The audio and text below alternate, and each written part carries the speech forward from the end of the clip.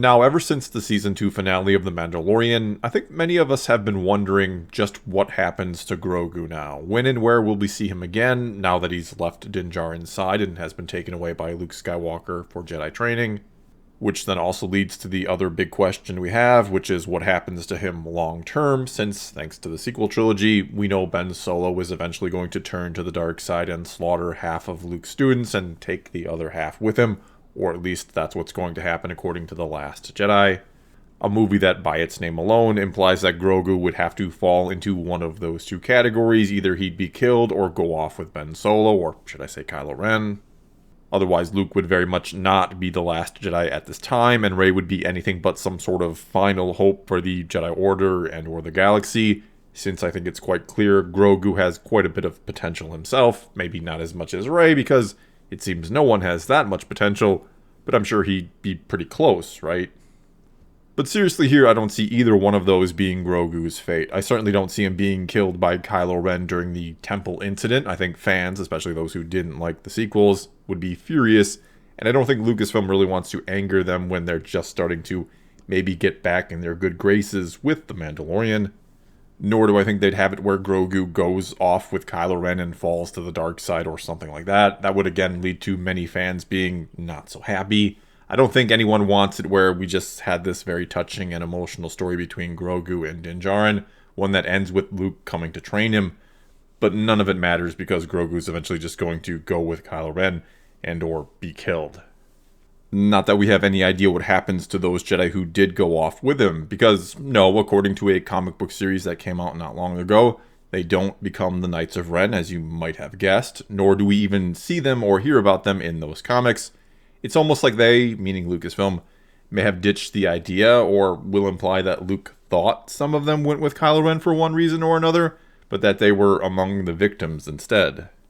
And also in this comic series, some do go after Kylo to stop him, so maybe this is where or how Luke is getting confused, maybe now being all negative. He just figures he's such a failure they joined Kylo instead of trying to stop him. I mean, it's not like Luke went after Kylo after all this happened to know for sure what had happened. So I guess again, he just assumed the worst when he couldn't find the students or their bodies after everything that happened with the temple. And sure, it could also be that once again, someone whisked Grogu away during a temple attack, just like during Anakin's attack on the Jedi Temple during the prequels, though we don't know just who exactly saved him then. Or I suppose it's possible he whisked himself away this time. In either case, it would mean he neither dies or goes with Kylo Ren. He's just out there doing something during the time period immediately before the sequels and then during them. And do keep in mind that according to the new canon, Ben Solo's fall to the dark side and again that temple incident takes place roughly 6 years before the events of The Force Awakens, which would then be about 19 years after the events of The Mandalorian.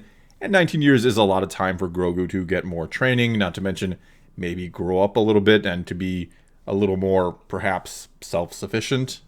And even though it might be kind of hard to imagine Grogu being able to completely take care of himself, considering he's 50 in The Mandalorian and seems about as dependent as a toddler might be, by this time period though, the sequel time period, he may be out there doing his own thing, more or less.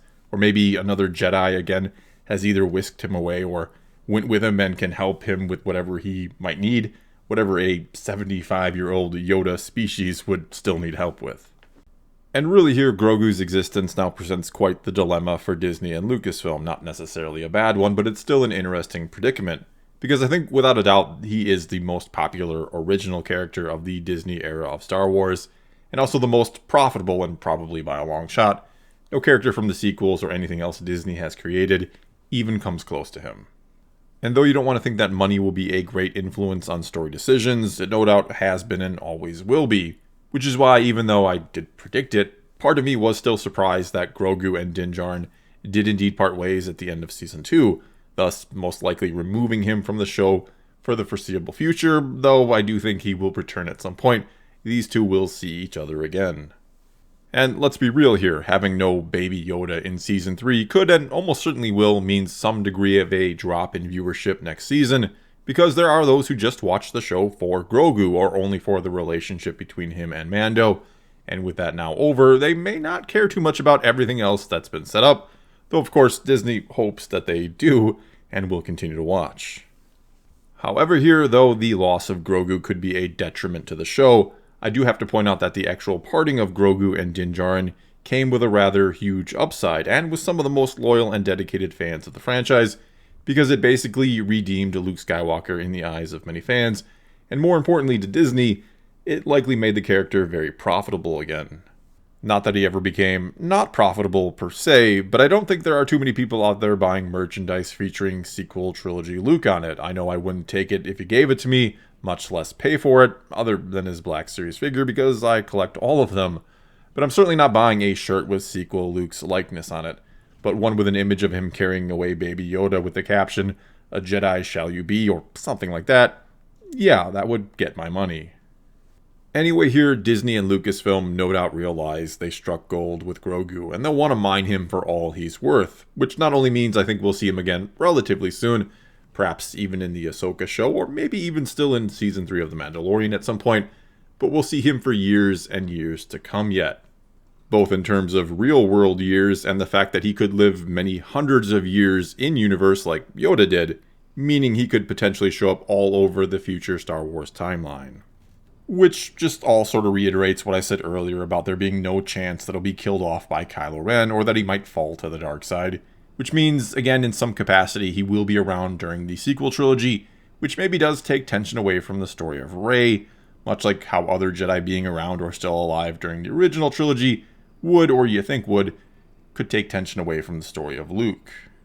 But we do now know there were others, like Ahsoka, who may not call herself a Jedi, but seems to be one in every other way but name, which means Yoda may have been stretching the truth when he told Luke, "The last of the Jedi will you be," unless he meant Jedi in the plural form, and that he'd be among the last of the Jedi to still be around, another truth from a certain point of view, I guess.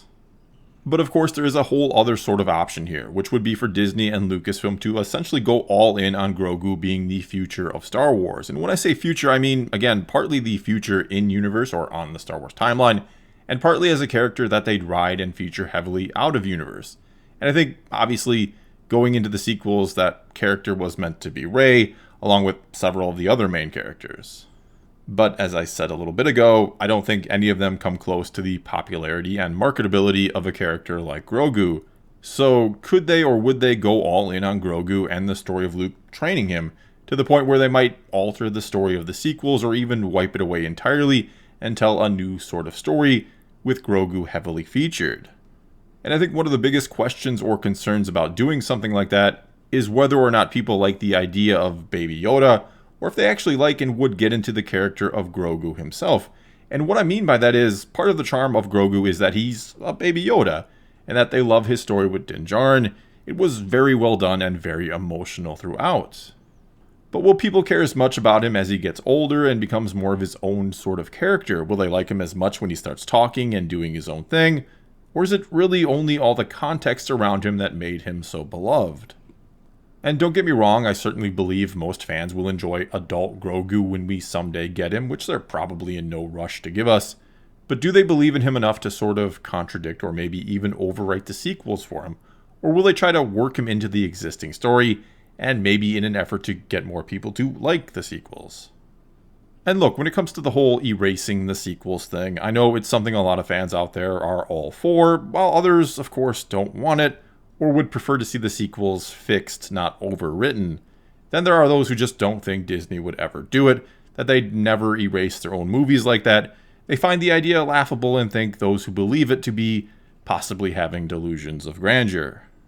But to look at this as realistically and as logically as possible, from Disney's perspective, it's all a question of mathematics. Is there more profitability in keeping the sequels in the canon and maybe trying to fix them, or more in sort of retelling the story and telling one that will please and bring back more fans who didn't like the sequels than lose fans who did?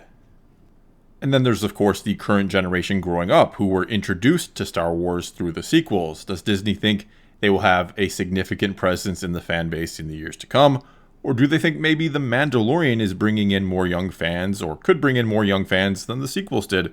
And or do they just like The Mandalorian more than the sequels? These are all things Disney will likely look at, and it's not laughable to think that Disney would, at the very least, consider removing the sequels from the canon or put them in some sort of alternate timeline if they truly feel it's the best course of action and will make them the most money and be the smartest move for the franchise long term. And for all we know, they do think that could be the case, or maybe they don't, or maybe it's something you're considering and still weighing out the options for. Which, honestly, is the most likely. I don't think they've made any sort of final answer either way, and they'll delay making one as long as they can, and keep going with The Mandalorian and all these spin-off shows and let it all take them where it may. And one way or another, Grogu is going to be a big, big part of whatever they do decide, and he's not going to end up being killed by Kylo Ren. And don't be surprised when he turns up again sometime really, really soon. Well, that's all I've got for you this time. Now it's your turn to tell me what you think about all this. What do you think the future holds for Grogu and Star Wars itself? Whatever the case may be, leave a comment below and let's talk some Star Wars. And until next time, thanks for watching.